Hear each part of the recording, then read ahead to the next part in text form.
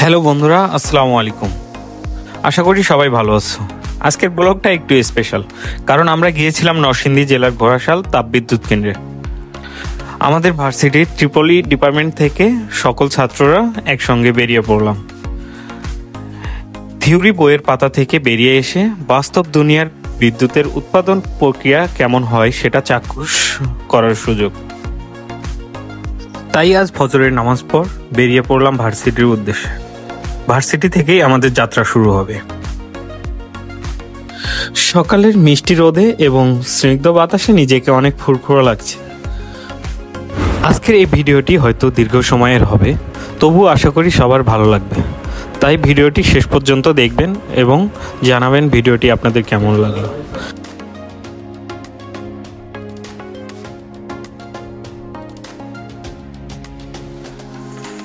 সামনে যে মসজিদটি দেখতে পাচ্ছেন, এটি হচ্ছে বাংলাদেশের সবচাইতে আধুনিক মসজিদ।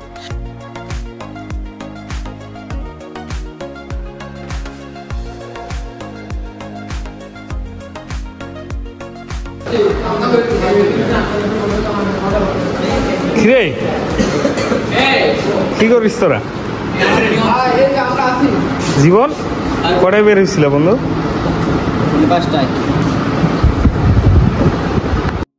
সকাল ঠিক 7টায় আমরা যাত্রা শুরু করলাম। বন্ধুদের সাথে হই হুল্লোড় আর রাস্তার পাশে দৃশ্য দেখতে দেখতে আমরা গন্তব্যে পৌঁছানোর উদ্দেশ্যে রওনা হলাম।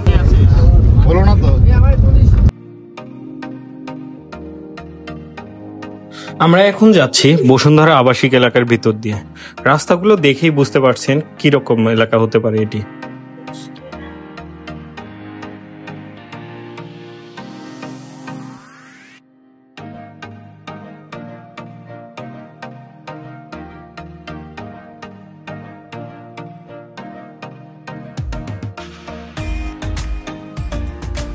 আমরা এখন বসুন্ধরা আবাসিক এলাকা থেকে 300 ফিট এক্সপ্রেস ওয়েতে উঠলাম। এখান থেকে সোজা কাঞ্চন ব্রিজ হয়ে যাব নরসিংদী।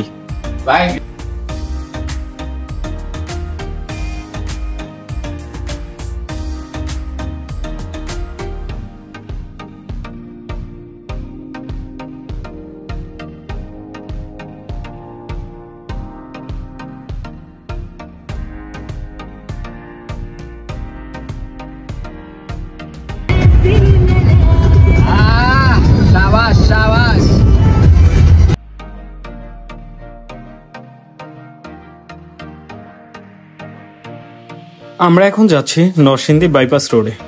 দেখুন রাস্তাগুলো কত সুন্দর এবং উপভোগ করুন আমাদের সঙ্গে।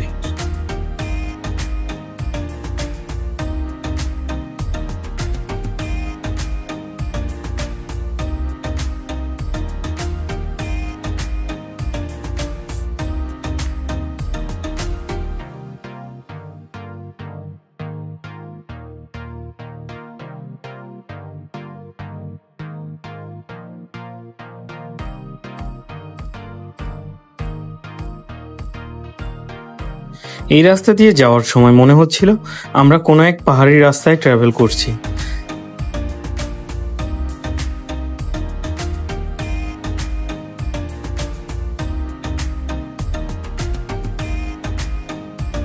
অবশেষে আমরা বাইপাস রোড থেকে মেন রোডে এসে পৌঁছালাম।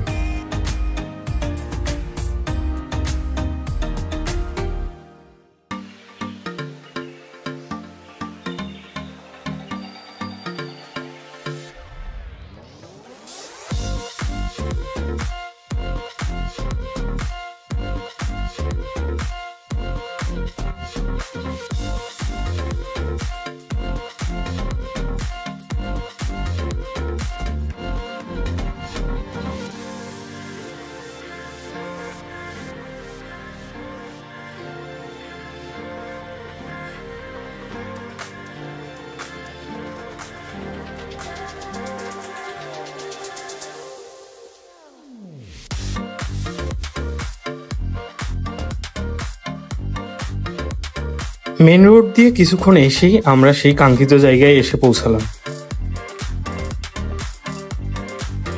পাওয়ার প্ল্যান্টের মেন গেটে নিরাপত্তা রক্ষীদের জিজ্ঞাসাবাদ শেষে রওনা হলাম পাওয়ার প্ল্যান্টের মেন গেটের উদ্দেশ্যে।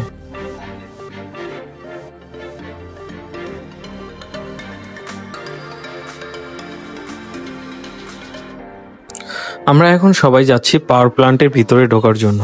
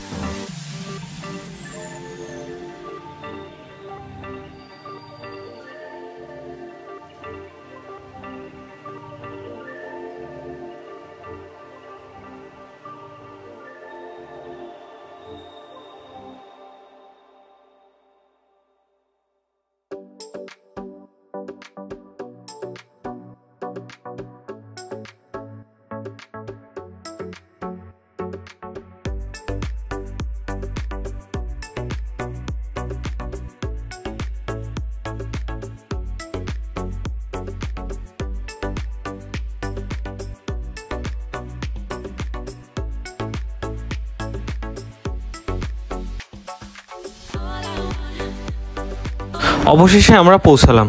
এত বড় একটা স্থাপনা দূর হতে দেখেই মন ভরে গেল। প্ল্যান্টের ভিতরে ঢোকার আগে কর্তৃপক্ষ আমাদের স্বাগত জানালো এবং নিরাপত্তা বিষয়ে কিছু গুরুত্বপূর্ণ নির্দেশনা দেন। তারপর প্ল্যান্টের এক সিনিয়র ইঞ্জিনিয়ার আমাদেরকে এই প্ল্যান্টের ইতিহাস, এর উৎপাদন ক্ষমতা এবং এটি কিভাবে দেশের বিদ্যুৎ চাহিদা মেটাতে সাহায্য করছে সে সম্পর্কে বিস্তারিত ধারণা দেওয়ার জন্য প্ল্যান্টের ভিতরে নিয়ে যাচ্ছে। এটি ছিল আমাদের জন্য থিওরি ও প্র্যাকটিক্যালের মেলবন্ধন।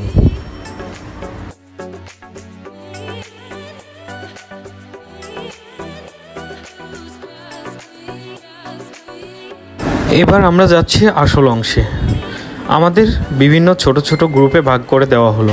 গাইড ইঞ্জিনিয়াররা একে একে প্ল্যান্টের প্রতিটি গুরুত্বপূর্ণ অংশ দেখালেন।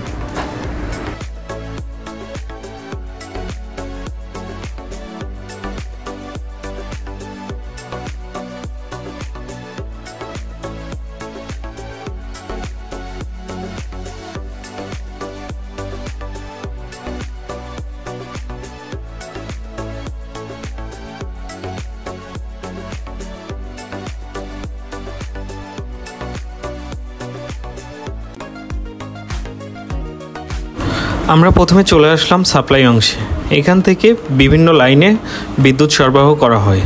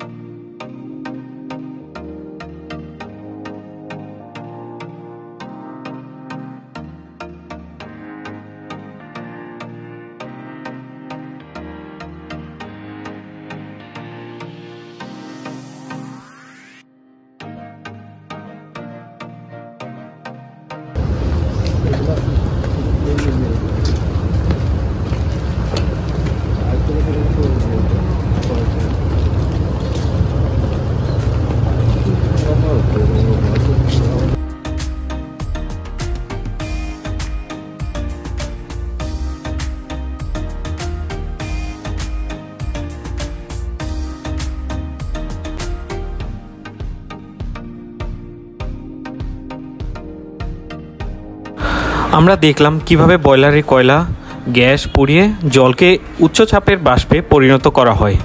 এরপর সেই বাষ্প কিভাবে টারবাইন ঘোরার এবং সেই থেকে যান্ত্রিক শক্তি তৈরি হয়। সবশেষে সেই যান্ত্রিক শক্তি কিভাবে জেনারেটরের মাধ্যমে বৈদ্যুতিক শক্তিতে রূপান্তরিত হয়, গ্রিডে যুক্ত করা হয়। আমরা কন্ট্রোল রুমও ঘুরে দেখলাম, যেখানে বসে ইঞ্জিনিয়াররা পুরা প্ল্যান্টের কার্যক্রম মনিটর করেন। এতে আধুনিক প্রযুক্তি দেখে সত্যি মুগ্ধ হলাম।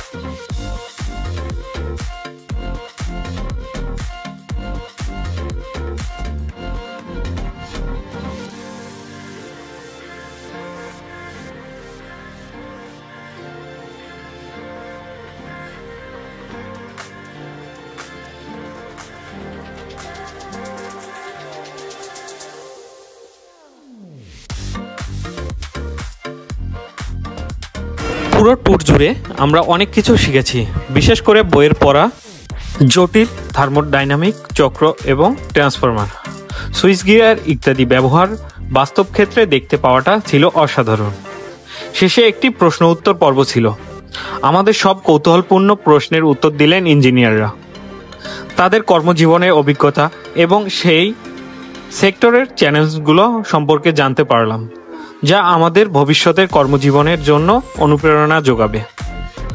এই স্টাডি ট্যুরটি শুধুমাত্র একটি ভ্রমণ ছিল না, এটি ছিল আমাদের শিক্ষা জীবনের একটি গুরুত্বপূর্ণ অংশ। বইয়ের জ্ঞানকে বাস্তবে প্রয়োগ হতে দেখা এবং এত বড় একটি প্ল্যান্টের শৃঙ্খলা ও কার্যক্রম কাছ থেকে উপলব্ধি করা আমাদের সবার জন্যই ছিল একটি দারুণ অভিজ্ঞতা।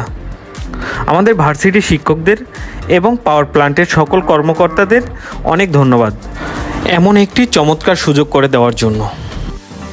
আশা করি আজকের এই ব্লগটি আপনাদের ভালো লেগেছে।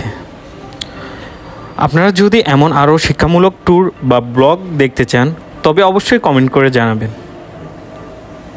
আজকের মতো আমাদের এই ব্লগটি এখানেই শেষ। আল্লাহ হাফেজ।